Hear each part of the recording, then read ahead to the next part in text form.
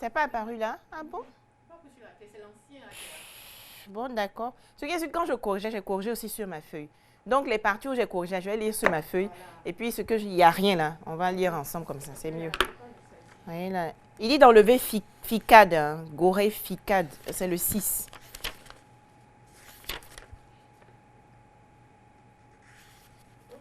Festival de Daoukro, là.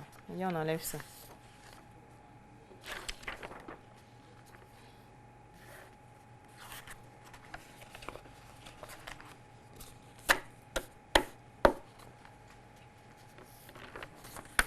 D'accord. On a la météo.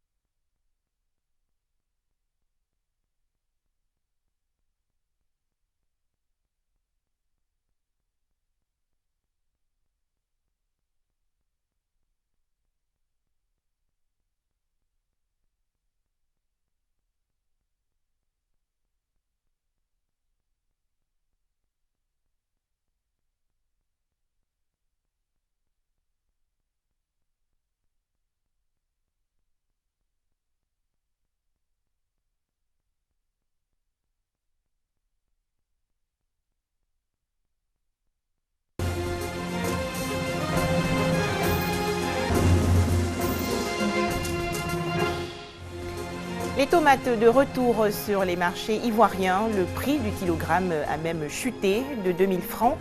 Il n'y a pas si longtemps, il passe aujourd'hui à 350 francs CFA. Un foyer d'hébergement pour jeunes filles à Guibérois dans la région du Gord. Ce projet présenté récemment veut lutter contre les grossesses en milieu scolaire. Enfin, la Sierra Leone et le Libéria face à une nouvelle crise. Après Ebola, ces deux pays sont menacés par des épidémies meurtrières. Bonsoir à tous et bienvenue dans le 19h30 de RTI 2. La tomate est donc de retour sur les étalages des marchés ivoiriens. Ce légume, élément incontournable de la cuisine dans de nombreux pays, s'était fait rare en Côte d'Ivoire. En effet, le prix du kilogramme de tomates était fixé il y a peu de temps à plus de 2000 francs CFA. Et aujourd'hui, 1 kilo de tomates coûte seulement 350 francs CFA. Les mauvaises conditions climatiques étaient pointées du doigt lors de la dernière pénurie de tomates en Côte d'Ivoire. Une situation qui avait fait passer le prix du kilogramme de 500 francs CFA à plus de 2000 francs CFA. Mais depuis quelques semaines, les choses ont bien changé. La tomate est de retour sur les marchés avec une baisse sensible du prix du kilogramme. De 3000, c'est passé à 1500, à 1300. Maintenant, si c'est 350, vraiment, c'est bien. La tomate était tellement chère que je ne mettais plus la tomate dans ma sauce. Mais aujourd'hui, ça va. Voilà, une boule de tomate à 200. Maintenant, là, ça a diminué. Encore du prix même, là, je prépare beaucoup. Ça de 2 jours, 3 jours. Les commerçantes saisissent cette occasion pour faire de bonnes affaires. Un jour, je peux vendre 2 cartons, 3 cartons maintenant. Ça va maintenant. Bénéfice 2000, peut-être 2500. Je m'en sors. On peut gagner 6 000, tu vends 10 à 15 000. Si cette situation fait le bonheur de ces vendeuses, ce n'est pas le cas pour toutes les commerçantes de tomates. Tomates là sont sorties. Il y en a même. Mais les gens ne payent pas. On peut pouvoir déposer jusqu'à ça se gâte, on ne paye pas. Le retour de la tomate sur le marché se fait sentir à tous les niveaux. C'est le cas dans ce restaurant qui, pendant un moment, n'a pas servi de sauce tomate à sa clientèle. Dans le mois passé, il n'y avait pas de tomates sur le marché. Et les clients viennent demander sauce tomate. Il n'y a pas de sauce tomate. Il y a d'autres mecs qui se fâchent contre nous ici. Mais pour le moment, comme il y a un peu, ils sont contents. Autre personne à se réjouir du retour de la tomate dans les assiettes, les consommateurs de la Tiéké la semoule de manioc appelée aussi garba. Je suis venu au Garba pour pouvoir manger et j'ai constaté que maintenant qu'il y a beaucoup de tomates. Il y a quelque temps, on n'en trouvait même pas sur le marché. On mangeait sans la tomate. Maintenant, on en trouve, donc on a repris nos anciennes habitudes de manger la tomate avec le garba. La tomate, c'est un légume beaucoup consommé et très riche au niveau nutritionnel. On en trouve plusieurs variétés et sa culture se fait généralement dans les villes de l'intérieur. Ça vient de Boaké, Yamsokro, Bondoukou, Nguebonoa, tout ça. Présentement, on prend le kilo à 250, 300. Nous, on revend ici à 350. Avant, c'était cher, où on prenait au moins à 1800. On vendait au moins à 2000, autant de 2000. Selon les vendeuses et autres amateurs de tomates, une place de choix doit être accordée à sa culture en Côte d'Ivoire pour une présence plus régulière sur le marché d'un aliment qui, comme le montrent ces images, fait le bonheur de bien de consommateurs. Un reportage de Grace Kando. Petite halte à présent dans la commune d'Adjamé. Le rond-point des 220 logements est désormais radieux. Vous en êtes sûrement aperçu en vous promenant dans cette zone. Il n'y a plus d'occupation anarchique. Fini également l'insalubrité et les embouteillages. C'est le résultat de l'opération de déguerpissement initiée récemment par le ministère de la Salubrité urbaine et de l'assainissement. Et aujourd'hui, les usagers et populations se disent heureux de ce changement. Ils sont au micro de Ami Sissoko. Après le passage des bulldozers, Adjamé Liberty présente un visage radieux. Occupation anarchique, insalubrité, embouteillage qui était le quotidien de ce lieu font place à un horizon dégagé. C'est très très beau et facilement nous pouvons circuler. Vraiment, nous tirons chapeau au ministre. Moi je suis à l'intérieur. Je suis arrivé à Abidjan et je me rends compte que vraiment aux libertés là, où les voies étaient encombrées, aujourd'hui c'est vraiment dégagé et les piétons ont leur passage. La liberté est libre, comme le mot liberté. Donc on a dégagé tout le monde, on circule librement, il n'y a pas trop de ourourou, donc ça nous arrange. Pour joindre l'utile à l'agréable, des travaux d'embellissement sont réalisés. L'entretien des jardins, ça dépend de tout un chacun. Chacun doit jouer sa partition. C'est-à-dire, toi, étant citoyen, si tu viens dans un jardin, tu sais que tu es assis dans un jardin, ce que tu as fait, tu fais. Si tu as un sachet d'eau, après l'avoir bu, il faut l'emporter. Ils vont mettre des poubelles. Les riverains ne cachent pas leur satisfaction. On espérait un jour que l'État allait agir et finalement ça s'est fait. Et nous sommes très contents qu'on a le vent qui rentre dans la maison, nous sommes à l'aise. Moins de bruit et puis surtout moins de pipi et des déchets derrière les fenêtres. Les chauffeurs de véhicules de transport en commun, notamment Gbaka et Otaxi, qui auparavant étaient accusés de favoriser le désordre en ce lieu, eux non plus ne cachent pas leur joie. Ici, à cause d'embouteillage, on n'arrivait pas à traverser, on n'arrivait pas à bien travailler. Bon, aujourd'hui, face à cet énorme travail qu'ils ont fait, vraiment on est content. On est content, on arrive à circuler normalement. C'est seulement dit quand je prends un client de Yopougon pour venir à Gamé, quand il me dit non, il vient à Gamé Liberté, moi je lui dis carrément que je ne peux pas. Parce que vraiment, ici c'était vraiment bouché. Dieu merci, la voie est dégagée. Moi-même quand je suis arrivé, j'ai vu le coin. En tout cas, je suis content. Moi, je ne savais pas qu'il y avait une banque ici. C'est tout à l'heure que je viens de voir la banque là. L'opération de déguerpissement n'est pas cependant du goût de tout le monde. On a cassé tout. On a cassé tous nos maquis. On a cassé toutes nos places. Maintenant ici, où on est là encore là, même mes clients ne viennent pas. Mes clients qui viennent payer poisson, 1000 francs, 2000, 1500, ils ne viennent plus payer.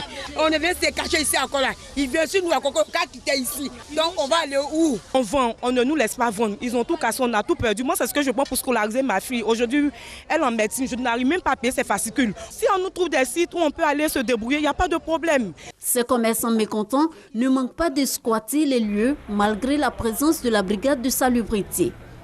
Un constat s'impose. Les changements d'Adjamé Liberty sont bien appréciés, mais une inquiétude demeure. La ministre a fait du bon travail, mais malgré ça encore, il faut qu'elle fasse encore. Parce que vous regardez vous-même, il y a des travailleurs, des commerçants qui s'asseyent, disons, au bord de la route, au lieu même de s'installer dans des magasins. Et ça, c'est pas normal. Ils s'arrêtent maintenant même pour vendre, et ça, c'est pas normal. Il faut que le gouvernement même prenne des mesures pour ça. L'État doit frapper fort parce que nous aussi, nous les Ivoiriens, on est notre pays propre. Je salue la ministre de la Salubrité.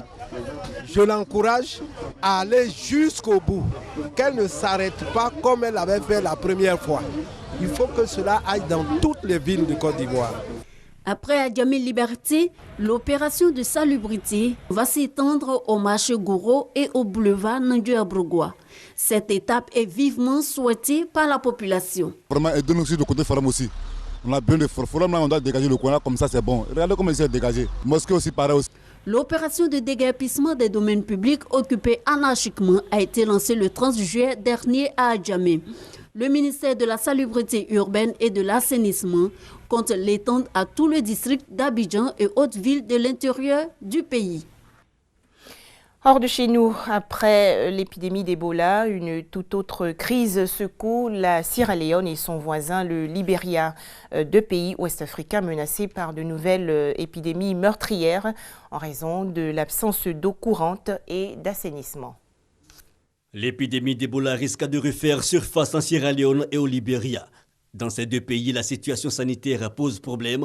37,4% des Sierra-Léonais et 24,5% des Libériens n'ont pas accès à l'eau potable. Par ailleurs, les installations sanitaires de base sont quasi inexistantes. À cela s'ajoute l'absence de règles d'hygiène dans les communautés, les familles et les établissements de santé. L'alerte est donnée par WaterAid, une organisation caritative britannique qui estime que l'assainissement dans la majorité des foyers de ces deux pays et l'approvisionnement des populations en eau potable constituent la première ligne de défense contre les épidémies meurtrières. Selon les chiffres du ministère de la Santé, 30% des décès chaque année sont dus à des maladies transmissibles par l'eau contaminée. Le virus Ebola est apparu fin 2013 dans le sud guinéen et a fait plus de 11 300 morts sur quelques 28 600 cas enregistrés.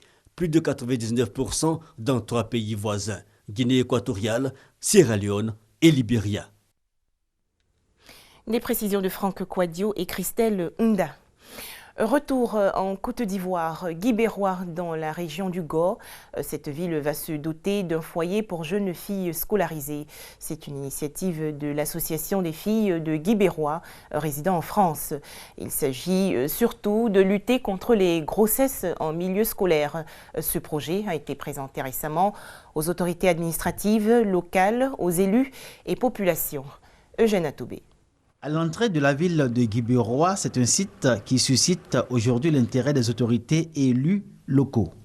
Il y sera construit un foyer pour jeunes filles, entièrement financé par l'association des filles de Guibérois résidant en France. Le projet se veut une réponse à l'inflation de grossesse en milieu scolaire, phénomène qui touche aussi la ville de Guibérois. Nous invitons tous les cadres de Guibérois. Chacun peut apporter sa petite contribution. Tu peux ramener un voyage de sable, une brouette de sable, une brouette de gravier. Ce sera toujours une contribution. Guibérois ne dispose pas de structure d'accueil pour jeunes filles scolarisées. Les élèves des collèges et lycées exposés à toutes sortes de risques, notamment les grossesses contractées contre leur gré avec des tuteurs indélicats. Le futur foyer va coûter 30 millions de francs CFA et sera bâti sur un site de 1200 mètres carrés offert par la mairie de Guibérois. En offrant ce toit-là, elles offrent un lieu sécurisé à leurs jeunes filles pour qu'elles puissent continuer leurs études en toute tranquillité, puissent les achever, obtenir les diplômes pour constituer donc le vivier des compétences de demain. Déjà, la population de Guibérois entrevoit dans ce futur foyer de jeunes filles la maison de l'espoir. Autre actualité, décembre 1923, février 1986, voilà 30 ans que Cheikh Anta Diop nous a quittés.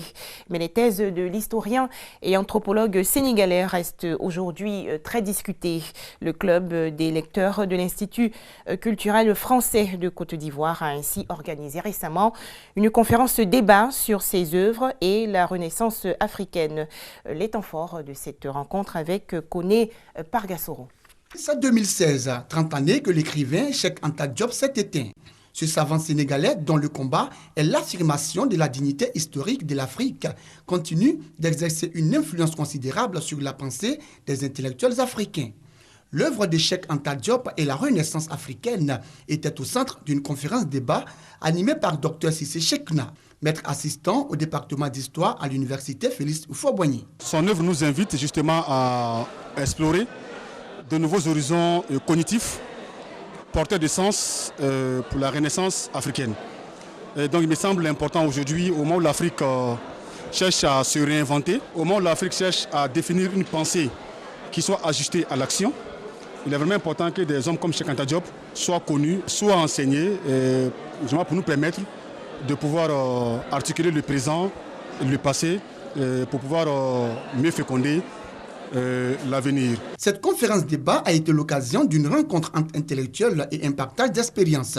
Elle a vu la participation des personnalités du monde de l'art et de la littérature.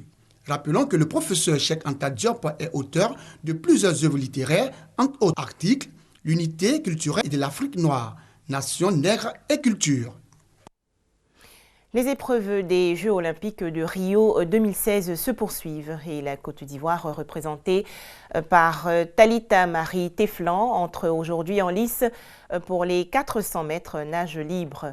L'athlète ivoirienne, on s'en souvient, avait terminé 5e en 2015 à la finale des 400 mètres dames avec un temps de 4 minutes 29 secondes. C'était lors des 11e Jeux africains de Brazzaville. On vote aujourd'hui pour la présidentielle en Zambie. Environ 7 millions d'électeurs aux urnes, après une campagne émaillée de violence. Le scrutin s'annonce très serré entre le sortant Edgar Lungu, élu l'an dernier, et son rival Hakainde Hichilema. Voilà qui met fin à l'actualité de ce jour. Très bonne suite des programmes sur RTI2.